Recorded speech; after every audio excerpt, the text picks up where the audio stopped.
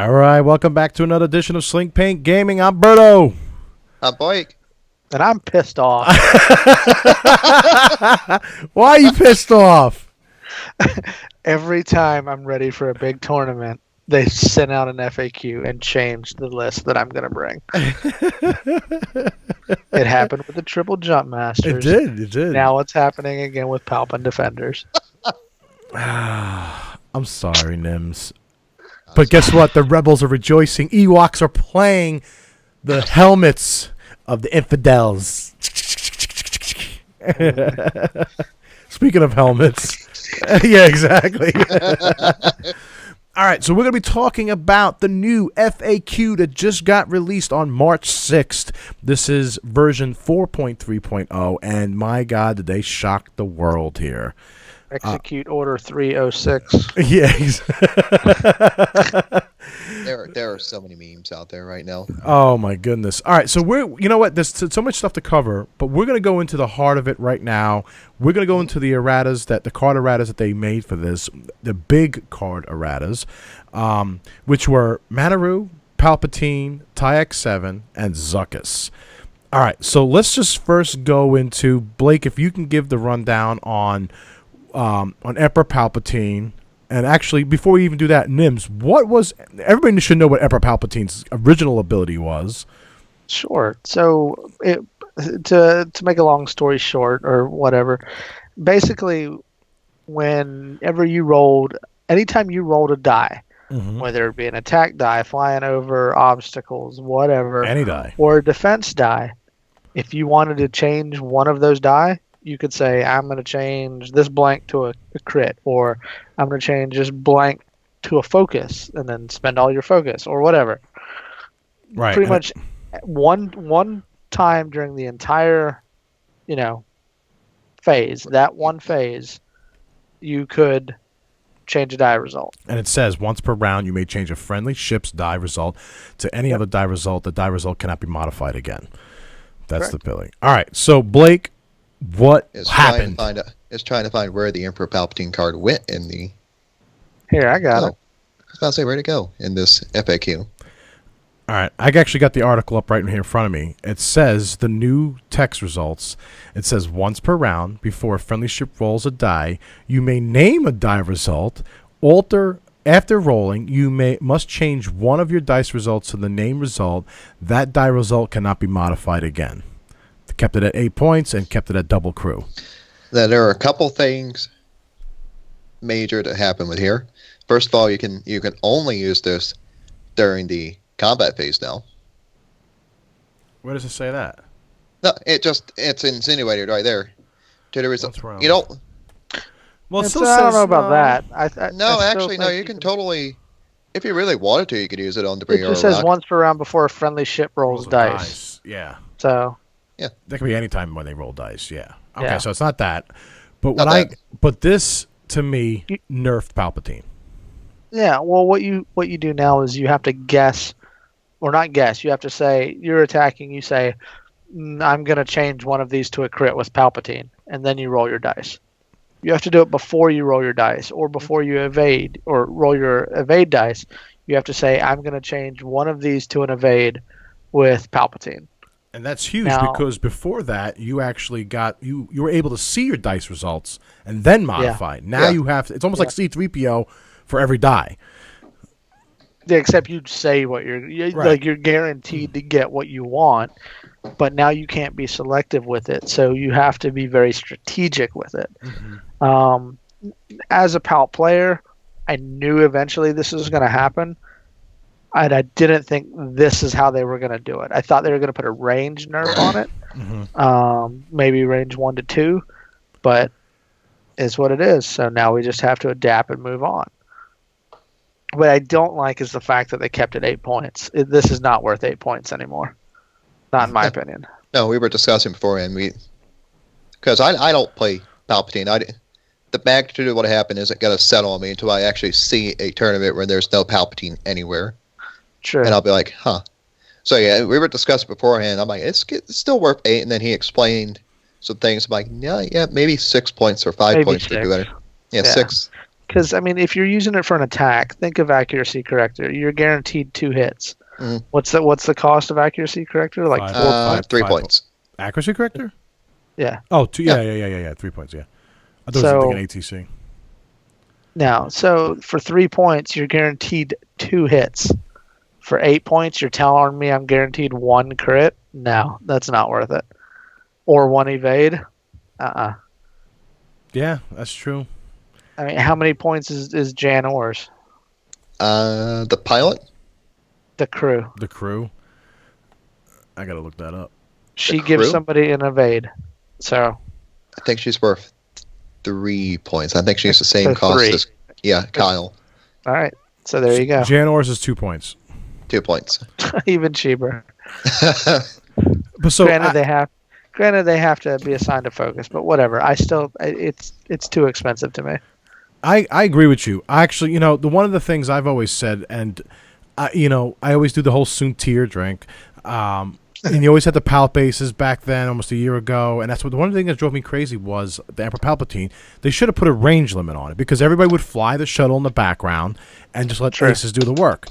But now when the Upsilon class, I think what happened and reason why they probably nerfed the way they nerfed it is because the Upsilon class shuttle came out.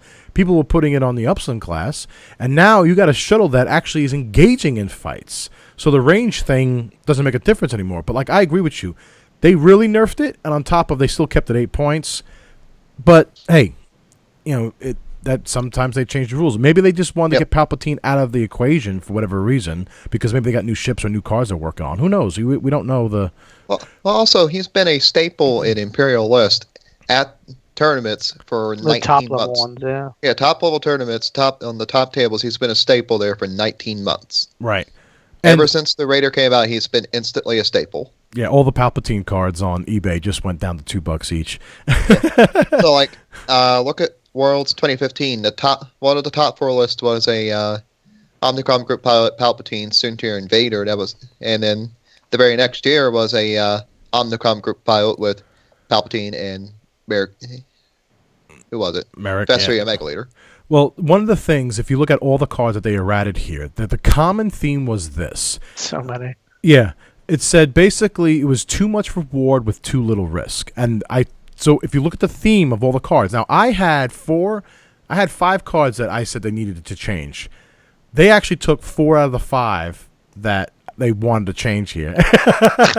The other one that I wanted to be changed, I know, Rebel Scum. The other one I wanted to see change was a Tawny Mind Link. But it is what it is. I wanted to put a range on a Tawny Mind Link. But anyway, so long story short, so they should make a Tawny small base only. Small ship only. True. Yeah, because then you have the big... That would fix it. That would fix it. But some kind of limitation. When you have something like Palpatine or Manaroo that goes across the whole entire board, and basically it's low risk, because like Manaroo, we'll get into Manaroo next year, but they could just get out of the way. Or the Palp shuttle that just basically just goes off to the other side of the board. So yeah, just tied in the back. Yeah. All right, but so Palpatine, I definitely agree that I think basically, literally Vader just threw Palpatine down the pit, down the Death Star pit there. Right. Literally, because I don't think after come the 17th, when everything's officially legal across all FFG sanctioned tournaments, you're going to see Palpatine anymore. I'd be very surprised. I would be too. I think some players are going because I get to be on the ground the weekend this all goes live. Oh, I get to be at the debut. Yeah, I get to be at the debut system up in the weekend this goes live. I get to be on the ground watching this happen before me. Yeah, I'm very curious to see what's going to be. I'm definitely going to be doing some reports back home from while I'm up there. Okay. All right. So that was the Palpatine. Let's go right into the next one, Manaroo. It's okay. At least them can still go play Scum List, right? Nope. Sure, I can. That was Blake's subtle version of. I can do Scum. Paratani. Thug Life. Thug Life, you could do that. I can do Thug Life. Yeah. All right. So Manaroo's original ability was at the start of the combat phase, you may assign all focus, evade, and target lock tokens assigned to you to another friendly ship. There was no range limit. And this release, they put a range. Now, I was originally thinking range 1 to maybe to range 2. They put it range 1. Just straight up range 1. Damn. That's crazy. Now you got to engage Manaroo. Manaroo has to engage. She's got. This is one of the. This is gonna be. This is the first thing in this FAQ that takes out Dingaroo completely. Yes. Yeah. It kills that list. You can't fly Dingar and Manaroo next to each other because Dingar's Lone Wolf is turned off, and then once you're doing that, you're completely changing the entire build of Dingaroo. Right. Yep. And for those who don't know Dangaroo, for those of the newer players, Dangaroo is the Dengar and Manaroo combination. And it was. Well, yeah, keyword was. Where Dengar basically is getting all its tokens from Manaroo. It's still around until next Friday. Yeah, because that leads us to the next card. But before we go into the next card, again, the same thing they said here. Basically, is it's too much reward with too little risk. Basically, Manaroo's running from the fight, passing all these tokens. If you put recon spec, doubles focus tokens up, the whole 9 yards, all different combinations, or put Gunk on and you just keep her survivor to the end game just to win on points. Gunk. Not Gunk. No, I actually don't think this is going to be the complete death of Manaroo. I think you're still going to see Manaroo in a lot of different scum lists. I don't think it's going to change Paratani a whole lot. No, Paratani wasn't hit. Well, the only thing is Fenral's not going to get double focus. No, and the other thing is now with Paratani, you have a clear number one target to go after with Manaroo because you know she has to be at range 1. Therefore, she has to be putting herself in some kind of position where she doesn't want to be normally. Therefore, you now have this order of Manaroo, Asajj, Fenral to go after in Paratani. Right, and they all have a tiny mind link, and and lots Razi on Asajj, Fenral with title, and the tiny mind link auto thrusters. Right, auto thrusters. No. Yeah. It's auto thrusters. Yeah. But that combination, Manaroo was actually a lot of the people that I've seen, even the tournaments that we have aired up on our thing, a lot of people were engaging Manaroo. So this is actually, I don't think is going to hurt Paratani that much. I mean, a lot of people were using Manaroo as a bumper, trying to basically well place and then still get the tokens, and then the opponent's ships would bump into her. But here's where it's going to hurt when they want to get out with Manaroo when she's about to die. Normally, right now, Jet and Nims, you've seen this. When the Manaroo gets really low, they run her away. They can still focus with the Titani Miley, and they can still pass the token from a safe spot. In this case, if they run away with her, then cool. She can't hurt me anymore. She can't do anything but just be a focus spot. I'm gonna turn around and kill something else if you're gonna run away with her like that. Yep. All right, so that was Manaroo. So Manaroo got basically range limit, range 1. All right, so let's go right into the other card that actually hurt the Dangaroo combination, especially Dangaroo, was Zuckuss. This is the nail in the coffin. There was the coffin was Manaroo, the nails are Zuckuss. Mm-hmm. Now, Zuckuss, basically, it says, when attacking, you may receive any number of stress tokens to choose an equal number of defensive dice. The defender must re-roll those dice. Now, the key word there was when attacking, and you may receive any number of stress tokens. So people like in Dangaroo, for a 1-point card, you get to re-roll as many times as you want. And with Dangaroo, you didn't care about the stress mechanics. So you can have 14,000 stress sitting on Dengar. And then he's just Zuckussing all the hits, especially with his double tap ability if you shoot him in his arc. But now they've limited it. So how'd they limit it? They made it to where you can, if you don't have any stress. So it says if you are not stressed, that's the only time you can use Zuckuss. So it's not like a free for all. Yeah. So what's the crew that came out with the U-wing that takes off? Inspiring Recruit. Yeah, Inspiring Recruit. I guarantee you will see Inspiring Recruit with Zuckuss if somebody wants to use it. You will definitely see Inspiring Recruit with it. Yeah, and Party Bus also, this hurt too. Like when you had the Hound with Dengar, Bosk, Zuckuss, all the different combinations that they had on there. You're probably seeing, like you said, Inspiring Recruit. So what do you guys think about Zuckuss? Is that the right way they did it? I think they should have limited the amount of stress you could take, not say if you weren't stressed. Because to me, they still needed a little bit of help, But then again, I don't. I mean, you're still going to get like an alpha strike. You're still going to be able to make a defender reroll 3 evades, or something like that.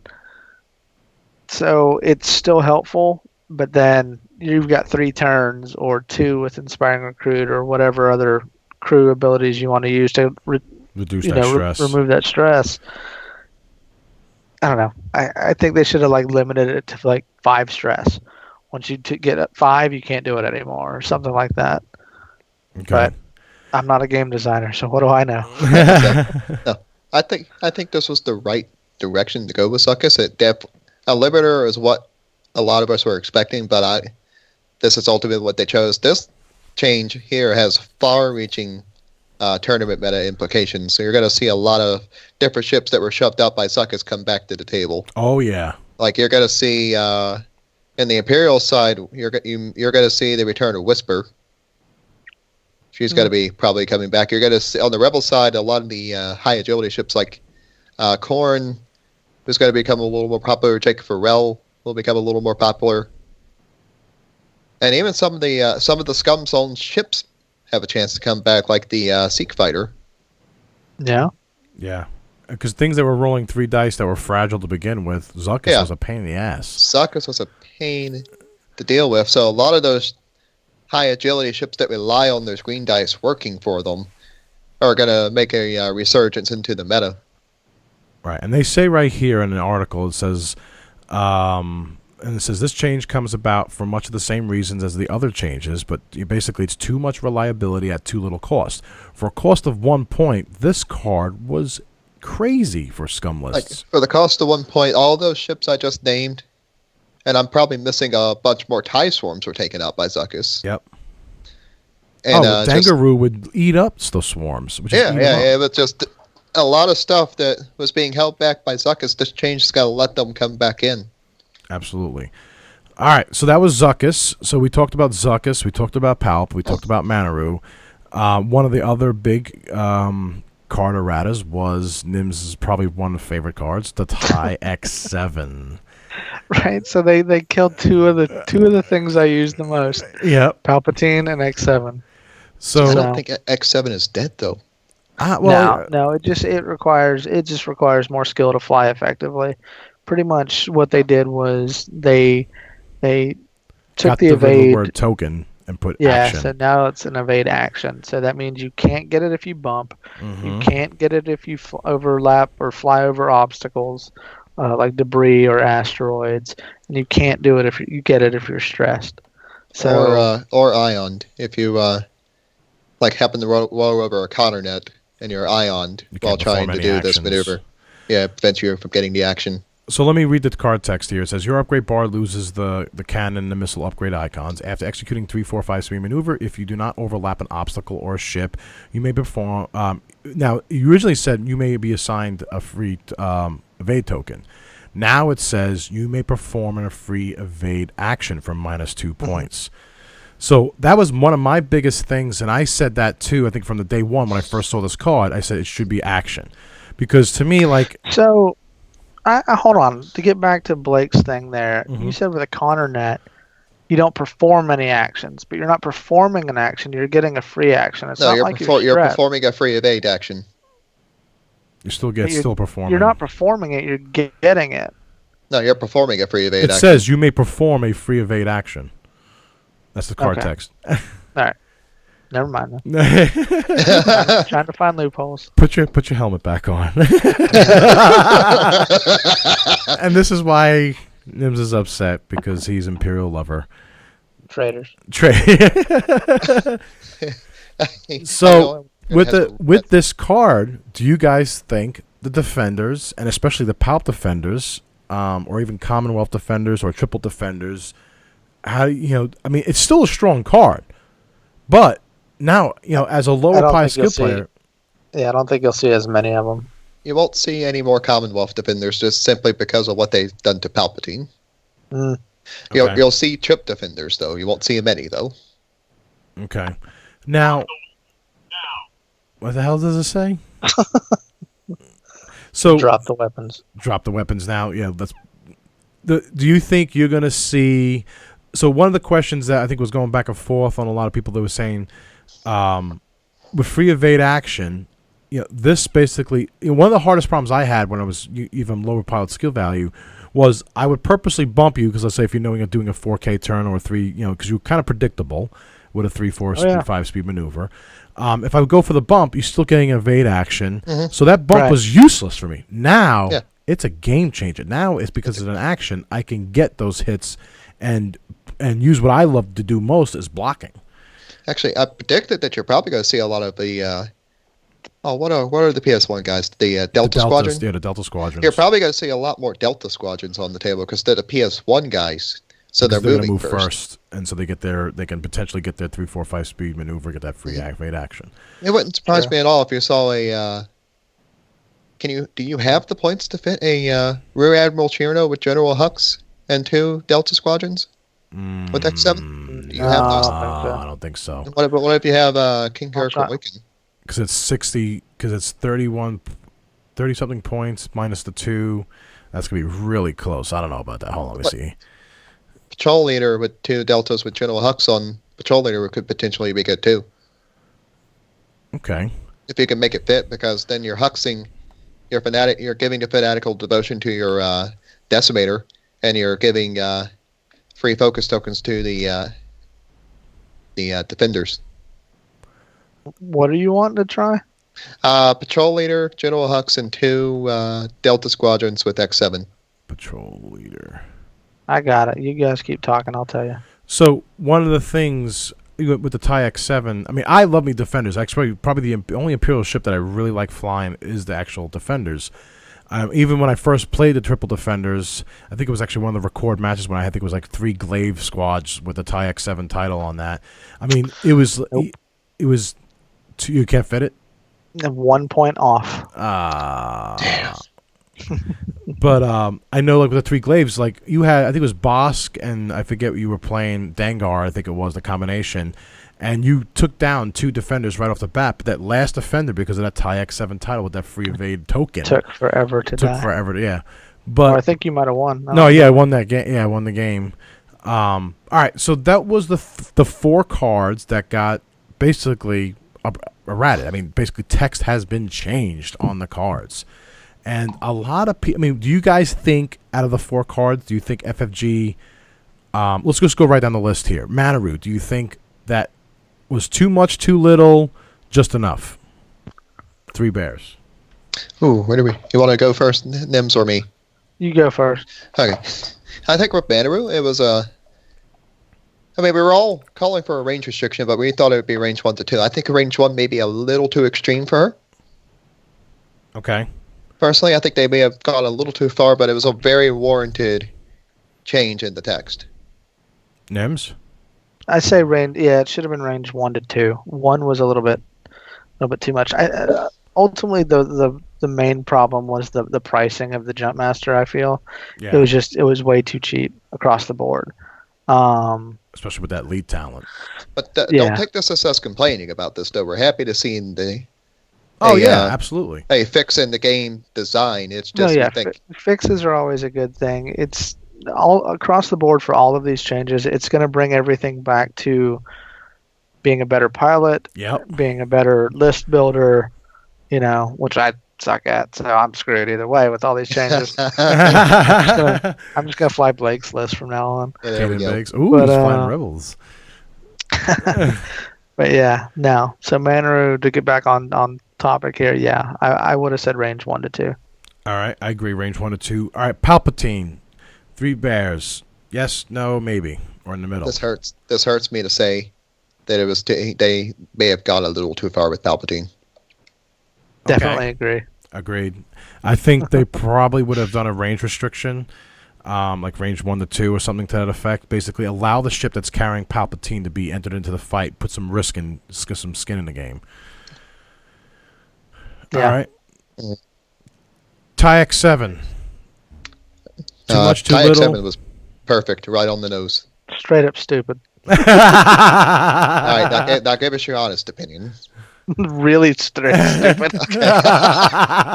I'm gonna be the one that tells the truth here. It was right on the nose. Good change. I agree with you. Right on the nose. That was the exact change they should be.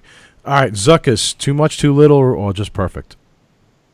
I always say it sucked, so I'm gonna say that it was perfect.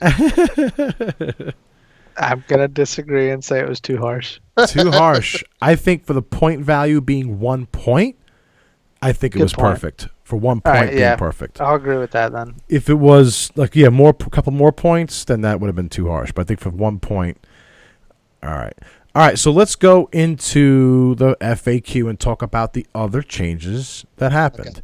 I've got a really fun change to talk about when we. I tell you what, the biggest nerf I think of all was to the new Han Solo. Really? No. The biggest nerf was the countdown. All right, so let's wait. So Nims, you said Han Solo, so let's bring up Han Solo. The Force Awakens Han Solo. Okay, which basically he can be placed anywhere on the board outside of 3 range of an opponent. Yep. So if Han Solo is placed overlapping an obstacle during setup, he suffers the effect of overlapping the obstacle. If he suffers damage from this, he removes the shield. That's a huge nerf. What? Yeah, because you You could. You're just upset because that's the only rebel thing that happened.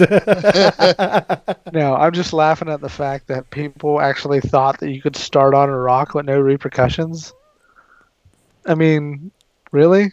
Hey, this is coming from the guy that actually will find every loophole known to mankind. But I'm not dumb enough to start on a rock. True. All right, so that was the Han Solo. So basically, if placed over an overlapping obstacle during setup, he suffers the effect of overlapping obstacle. If he suffers damage from this, remove a shield. All right, makes sense. All right, you said countdown? Yeah, countdown's change was amazingly funny. All right, so countdown. Let me read it off, and then you can talk about it. Read this off, and then I'm going to explain the change. All right, so countdown, that's the TIE Striker, power skill value 5. Basically says, using Countdown's ability, which is, when defending, if you are not stressed during the compare results step, you may suffer 1 damage to cancel all dice results. If you do, receive 1 stress token. So Countdown's new thing, the clarification says, using Countdown's ability will make the attack miss, as there are no uncanceled hits or crits results. Now think about this. He's used his ability to take a damage and a stress. He can't use it again because he's stressed. If you have Gunner on your ship, you can totally Gunner and potentially one-shot Countdown. Say that again. Wait. Say that again. Wait, so they might have messed up on this? No. So Countdown's ability is you take a damage and a stress to cancel all dice results. Right. So say somebody rolled, say I rolled up on Blake, range 1 of his ghost, and he deals 5 crits. Right. All right, I would take 1 damage and 1 stress to cancel all of those. Okay. But if he had, but let's say he had Gunner, that counts as a miss. I get to attack again. It was so funny when I read it. I'm like, oh my god. Gotcha. Stupid. So the Gunner can come in and come back in and take another hit at it. All right, so I'll show you the dark side condition card. We had a lot of debate for this for the upcoming Crate Cup this Saturday. All right, so let's talk about it. Go ahead. All right. So let's go over what I'll show you the dark side does. If a ship with this card, let's just go over what it does. So we all know what it does. You can search the damage deck, find a pilot crit with Kylo Ren, and then you set that on the condition card. If they suffer an uncanceled crit, you had the option to take that crit off the card or just give them a crit as normal. Right. A couple changes happened here. If a ship with this card assigned to it suffers critical damage during an attack, it must suffer the damage card assigned to, I'll show you the dark side, instead, even if it has shield tokens, it must suffer the damage card off so of it. So it goes past shields. Goes past shields. They clarified that. Okay. The effect of Darth Vader occurs after the attack, and therefore it does not trigger the effect of I'll show you the dark side. And also, when this card is assigned, that there are no pilot trait damage cards remaining in the damage deck, no damage card is assigned to I'll show you the dark side. That should have been obvious, but someone apparently asked. Yep. And here's the tricky one. Yep. If Merrick Steele attacks a ship with I'll show you the dark side assigned to it, the effect of the condition will deal the ship the damage card on it, and Merrick Steele's ability does not trigger. If the attack would cause the defender to suffer additional critical damage, Merrick Steele's ability would trigger. Okay. And good. Yeah, people were just trying to say that Merrick Steele would just, if you got a crit, instead of dealing the face up from Kylo, you would then get to search the damage deck for the first three, and then deal that one. Because it was a crit. And then also deal the Kylo crit at the same time. Oh, really? Yeah. Yeah, that's what they were arguing. They were arguing that because it's an uncanceled crit. That's straight up dumb. Because it was someone was trying to argue this because Merrick's ability and Kylo's ability must happen. There is no ifs, ands, or buts. Instead, you do this. Because they both happen and are simultaneous, you do one and then the other at the same time. Therefore, they both go off. However, with this one, it says, no, you do one or the other. There is no both. Actually, it doesn't say one or the other. You actually just says you have to do the dark side one. You can't. Yeah, you have to do the dark side, and if there happens to be another crit after that, then you can do Merrick's ability. And Merrick's ability is this for the newer players. It says when your attack deals a face-up damage card to the defender, instead draw 3 damage cards, choose one to deal, and discard the others. So, again, if everybody's just trying to find loopholes when the new cards come out, and that's why they come out with FAQs, just to clarify. All right, so that was, I'll show you the dark side. So it's more of a clarification, not an errata. All right, and then let's find... They did make a clarification with the Inquisitor. Yeah, let's pull that up and find the Inquisitor. All right, so the Inquisitor, go ahead. All right, so everything works as normal with the Inquisitor. Mm-hmm. Except that it clarifies that auto thrusters do not trigger against the Inquisitor's primary weapon attack. That's actually huge. That's really huge. Yes, because since it's considered as range 1, I don't see why it would have anyway. Yeah, again, someone argued it because he's at range 3 on the board, but his primary is at range 1. It says treat the range as attack as his range 1, so therefore, yeah, I don't know why that was even questioned. People trying to find loopholes worse than I do. Yeah. And also they mentioned about any abilities that reference the range of ships, such as Carnor Jax or Concord Dawn Protector, are not affected by the Inquisitor's ability. It's only when he's attacking, he just gets to treat that at range 1. But yet, the funny part is auto thrusters do not trigger, so I think that's why people were having a complaint, because if Carnor Jax's ability or Concord Door Protector's ability triggers, how come auto thrusters doesn't trigger? So just clarification. All right, so adaptive ailerons was another... Oh, we had this on our Facebook page, I think, as a question. Yes. All right, so the original adaptive ailerons is a TIE Striker only title. It says immediately before you reveal your dial, if you are not stressed, you must execute a white 1 straight or 1 bank maneuver. And so they said basically, it says if a ship is equipped with adaptive aileron overlaps an obstacle as part of the additional maneuver, it suffers the effect of the overlapping obstacle as it's described in obstacle section, page 14, blah, blah, blah, blah, blah. For the example, if a ship using adaptive aileron overlaps an asteroid, it would roll for damage but not skip its perform action step.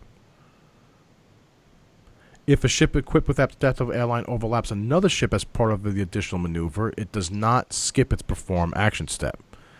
So a lot of people were getting, because you're doing adaptive airlines first before you reveal your maneuver, you must do that 1 booster straight. They're saying, well, because of that, you should, and if you bump or if you roll over a rock, you still don't get an action. So this is saying the opposite. This is right. I mean, am I reading that right? It's basically this do not skip, so you still perform an action. Mm-hmm. Which is interesting. Suffers the effect of overlapping it as described in the obstacles section. If it overlaps an asteroid, it would roll damage, but not... Yep, it's just a very specific clarification. It would roll for damage, but not skip its perform action step because it technically hasn't performed a maneuver. Right, it's not counting that as a maneuver. No. That's interesting. So it's only when the adaptive ailerons, when they do the maneuver for that. So if they did a regular maneuver and overlap an obstacle. So if I do, let's say, adaptive ailerons, a 1 boost, and a rock sitting in front of me, but I haven't rolled over it yet. Then I reveal my maneuver, and it's a 2 straight. I'm going through the rock. I lose my Yes, effect, that's where you lose your action. that's where I lose my action. But if it's during the adaptive ailerons part of the maneuver, the first thing before you reveal, if your template makes it over that little rock, you don't lose your action. You don't lose your action. That's really actually a pretty good. That's really big. Yeah, for the TIE strikers, yeah, because if you want to catch a nub on a rock or a debris field, whatever, you still suffer the damage. That almost tells anyone playing a striker, hey, bring these little rocks that your templates can go over, and you can you can catch someone off guard. Good point. All right. Let's pull the next one up here. Hot Shot Co-Pilot, another card that you played. Nothing changed. Nothing really changed. It was just they just spelled it out that you no matter what, you have to get rid of a focus. Yeah, they spelled. We've been playing it correctly. When I first read it, I thought you had to get rid of the focus at the very beginning of the step. But some people thought that you only had to get rid of it if you rolled a focus. No, you just have to get rid of it. Yeah, because you can spend a focus token even though you don't have any focus results. This is correct. That's how you use Garvin a couple times. If you don't roll a focus with him, you can just be like, I'm going to spend it and pass it on to someone else. Right, exactly. All right, so it's just more of just clarifying that you do have to spend the focus token no matter what. Yep. Rage had some clarification. Yeah, so Rage they counted as getting one stress and then one stress. So say Soontir drink, the way they said it here was if he were to use Rage, he would get a focus for the first stress and then a focus for the second stress. So he would actually get two. So good. I was just gonna say it counts as receiving a stress separately twice. And Rages, so for the newer players, so Rage is an action. It's an upgrade. It's an elite upgrade for 1 point. It basically says assign 1 focus token to your ship and receive 2 stress tokens until the end of the round. When attacking, you may reroll up to 3 attack dice. So when you receive those 2 stress tokens, like Nims was saying, it's 2 separate stress tokens. You get 1. So for Soontir's ability, which basically says that you're allowed, every time you receive a stress token, you get an extra focus token. You actually get 2 focus tokens because of that. All right, so going down the list here, I got Kanan Jarrus. This one was, out of everything in here, this one was my favorite. All right, so let me read Kanan Jarrus' ability. So Kanan Jarrus, it's a 3-point crew for Rebel only. Once per round, after a friendly ship at range 1 to 2 executes a white maneuver, you may remove 1 stress token from that ship. I love me some Kanan Jarrus. Yeah, and I love the change here because I no longer have to go into this really technical answer that I had concocted for what they just gave me the answer right here, which is awesome. I just spelled it out just like all the other ones. Yep. So for those listening, watching, I don't know whatever we're doing here. There's smoke signals. We're actually between 2 mountains doing. If you're driving, please be listening. Yes. All right. So Kanan's ability and the new Millennium Falcon sloop title have a really unique interaction. Mm-hmm. So his ability triggers at the same time as the Millennium Falcon sloop title, therefore allowing Kanan's ability to remove the stress gained from the title. However, Kanan's ability triggers before stress from inertial dampeners or Daredevil is assigned. I used to have to go into this really technical answer, and now I don't have to do that anymore. Just say refer to the FAQ. Yeah, just say refer to the FAQ on page 19. So basically what it is, basically the timing of when you receive that stress and when Kanan's ability is able to remove that stress. Yeah. And that's they all gave it is. very specific timings on this, so Right. thank you, FG, making TO's lives easier. Yes. All right. So another change is M9G8. It's an astromech, 3 points. It's when a ship you have locked is attacking, you may choose 1 attack die. The attacker must re-roll that die. You can acquire target locks on other friendly ships. All right, so what was the change here? Just no change, actually. Clarification, I'm sorry. Yeah, clarification. When using M9G8, the source of the reroll is the ship equipped with M9G8, not the ship attacking. This is how you could get around a Mega Leader a little bit. Okay. If a ship is attacking with Snapshot, a ship equipped with M98 can cause that ship to re-roll a die. Okay. So, like Snapshot, when a ship performs a maneuver that lands range 1, you can roll 2 attack dice. Roll 2 attack dice on it. That's can't in the modify activation those phase. dice. Yeah. Yeah, you can't modify those dice. Right. However, if you are locked on a ship that has M98, that ship can modify your dice for you. That's crazy. M9G8. All right. Nims, anything with M9G8? Because I think you were thinking about playing a list way back in the day about that, because you were talking about, I can lock, some No, that's reroll. for that rebel shenanigans. I don't mess with that. My territory. All right, Yeah, so that's all Blake. there was a clarification for the R3A2 Astromech, which is AKA the stress spot for 2 points. It says when you declare your target of your attack, if the defender is inside your firing arc, you may receive 1 stress token to cause that defender to receive 1 stress token. So just more of a clarification, real simple here. It's R3A2's ability triggers at the end of the declare target step. This is because during the last FAQ in October, they actually forgot to put R3A2 into that chart completely. So technically, he didn't work. It shouldn't have worked. It didn't work, but no TO was enforcing that because that was silly. Yeah. All right. I think is that pretty much everything? That's everything. There was a nerf For the to most Saboteur. part. A Saboteur? Saboteur had a nerf. Thank It's God. huge. It's huge. It's such a huge nerf. Meta shifting. Where the hell is it? I lost it.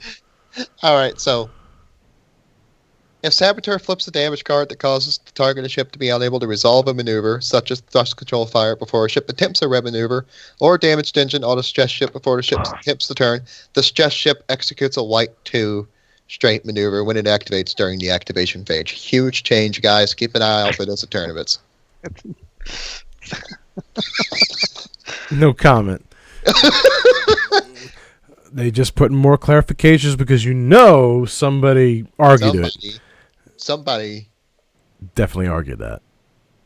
All right, so I think that was it. I mean, what do you guys think about? So we talked about the errata changes. What do you guys think about the text clarifications? Was there anything that you were surprised about? Not surprised about? I'm surprised at some of the questions people ask. True. Surprised at everything.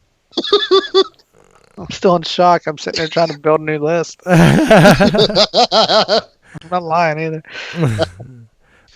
All right, so getting back to that article too, it also the one thing I didn't see in the thing was the chopper thing.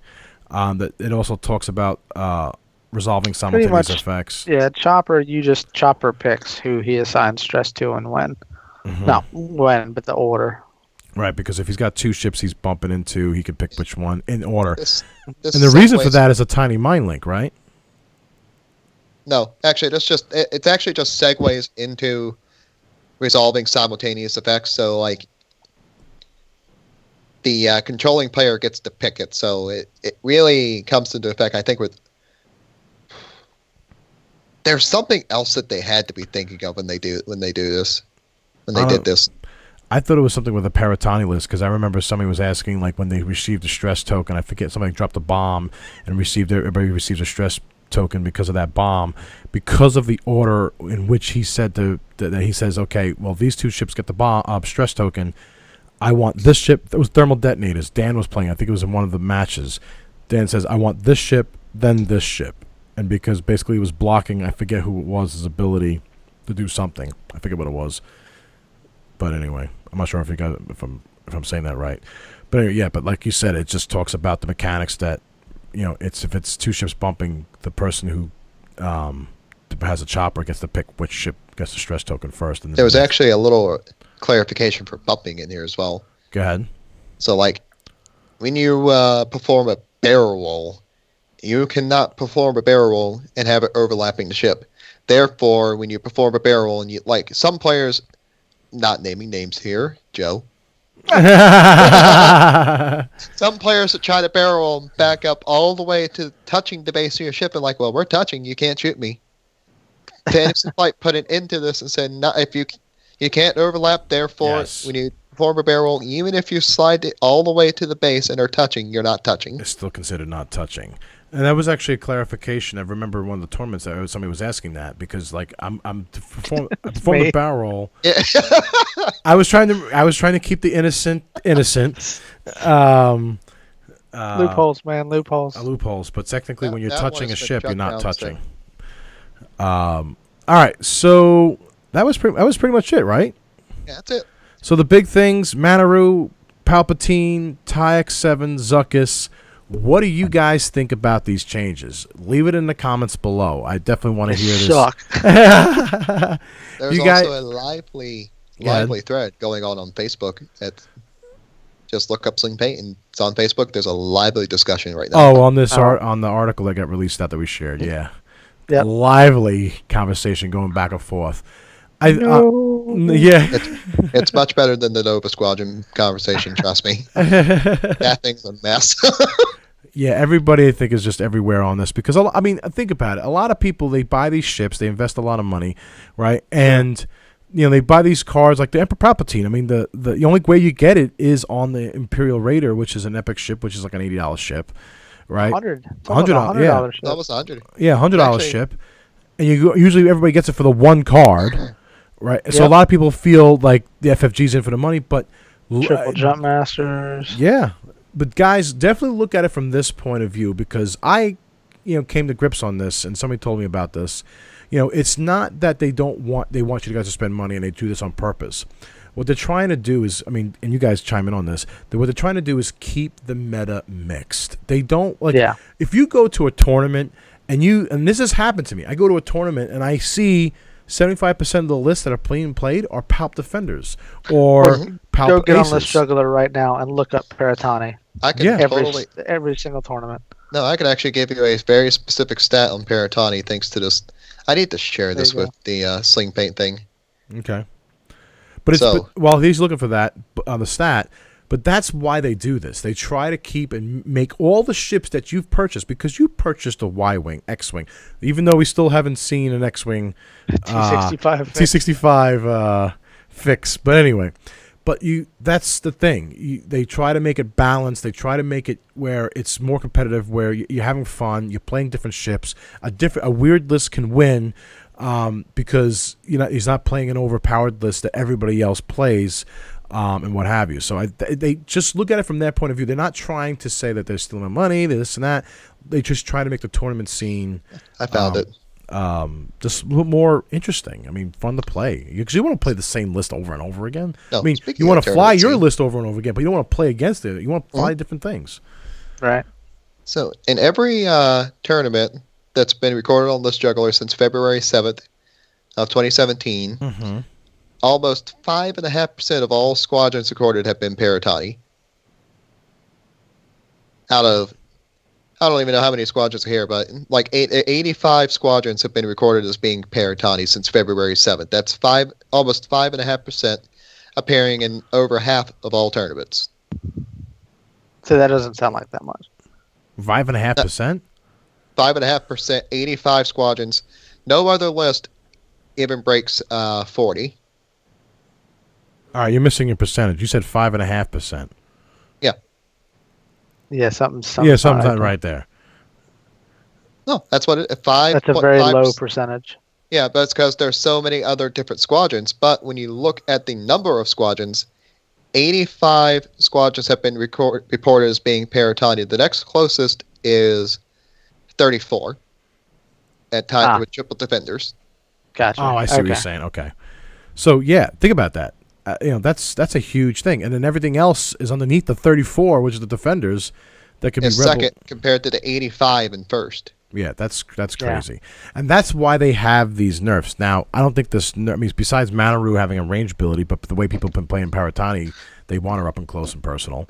I don't think they actually change anything with that. It's going to I think it'll cut down the amount we see, but it's not going to completely remove that list. Not going to completely remove the list, and you'll see defenders around, but I think you'll see defenders around too, but we're approaching into it's going to be a very varied meta. Yeah, even though I don't agree with the way they were changed, everything was changed. It was needed to get back to basics. And I've heard a lot of I've had a lot of discussion today about this, and well, Fantasy Flight can do right by, in a future tournament kit, releasing an errata Palpatine card, releasing an errata Manaroo card as part of as part of a prize kit. Yep. But nobody's gonna want it now. Yeah, that's the bad part. Yeah, that's the bad part. But hey, I mean, that's what happens when you're making games and you're trying to keep everything even. Sometimes when you release a card, I think this is also, you're gonna stop seeing cards that have abilities across the board that, get like Palp or Manaroo. I think they've it just doesn't work. It's a little OP'd. And I wouldn't be surprised in the next FAQ a tiny mind link gets squashed somehow, some way. Plus Sabine. What? Plus Sabine. No, Sabine is just fine. It's once per round. A TLT Ghost. Yeah.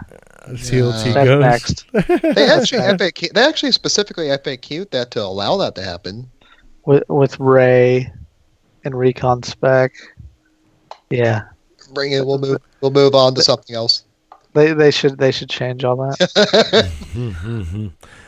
So, what other cards do you guys think that needs to be nerfed? As besides, like, I think a tiny mind link. What about you guys? Blake, just post your whole list there. I actually don't think any other card in the meta needs to be nerfed. Really, you don't even think of a tiny mind link? I don't think any other card needs any significant amount of change. Because what'll happen then is they'll say, I hope that they don't do any more card nerfs unless they're drastically needed, like what we saw today. Because that sets a very bad precedent.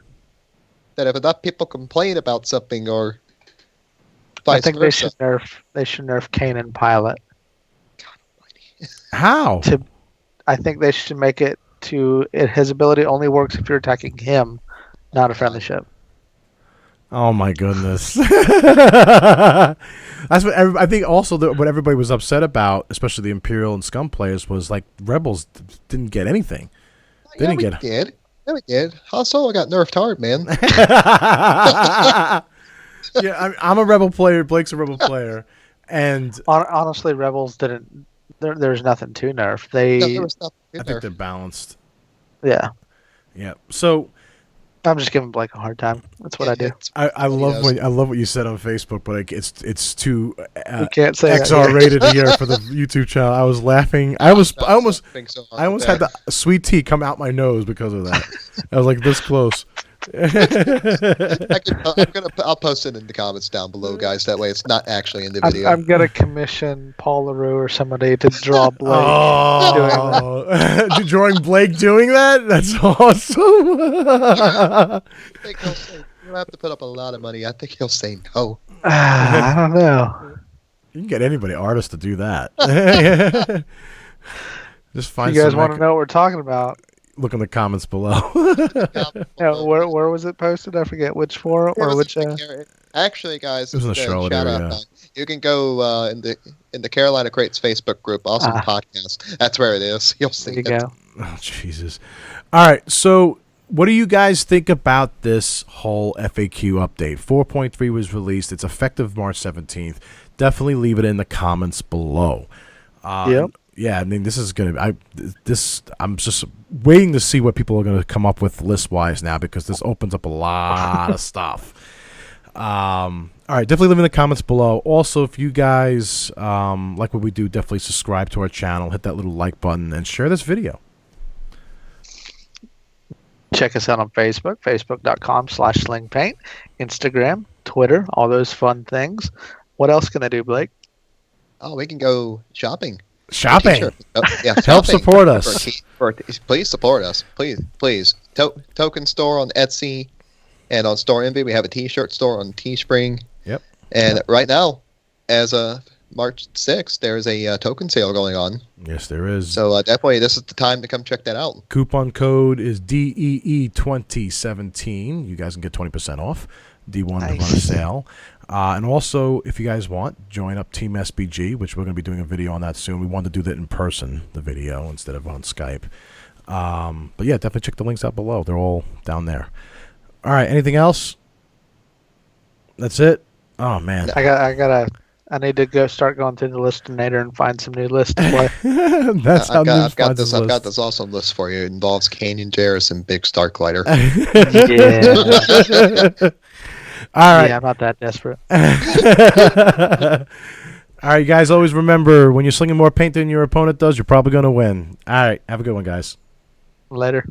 Nice. Bye.